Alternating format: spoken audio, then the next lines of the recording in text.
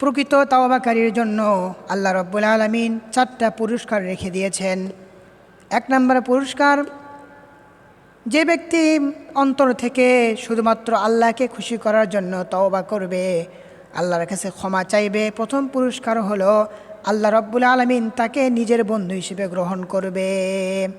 রাসূল করিম সাল্লাল্লাহু আলাইহি সাল্লাম বলেছেন, আত্তাইবু হাবিবুল্লাহ, যে ব্যক্তি তওবা করবে এই তওবাকারী সরাসরি আল্লাহর বন্ধু হয়ে যাবে।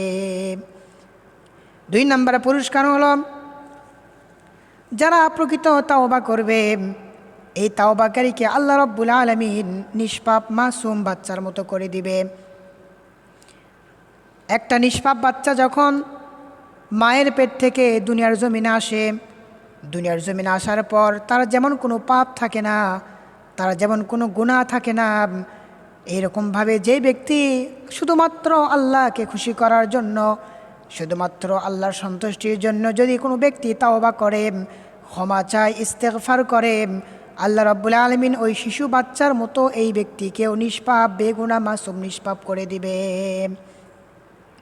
3 নম্বর পুরস্কার, আল্লাহ রাব্বুল আলামিন এই প্রকৃত তাওবাকারী বান্দাকে নিজের জিম্মায় নিয়ে নেবেন।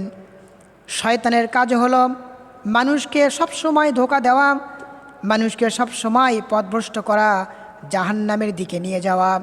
কিন্তু আল্লাহ পাক বলছেন, যে ব্যক্তি প্রকৃত তাওবা করবে, যে ব্যক্তি আমার খুশির জন্য, আমাকে রাজির জন্য যারা তাওবা করবে, আমি আল্লাহ নিজে এই ব্যক্তির জিম্মাদার হয়ে যাব, শয়তান তাকে কোনো প্রকার ক্ষতি করতে পারবে না। 4 নম্বর পুরস্কার হলো, যেই ব্যক্তি প্রকৃত তাওবা করবে আল্লাহ রাব্বুল আলামিন মৃত্যুর সময় এই ব্যক্তিকে জান্নাতের সুসংবাদ দান করবেন। পড়েন সুবহানাল্লাহ।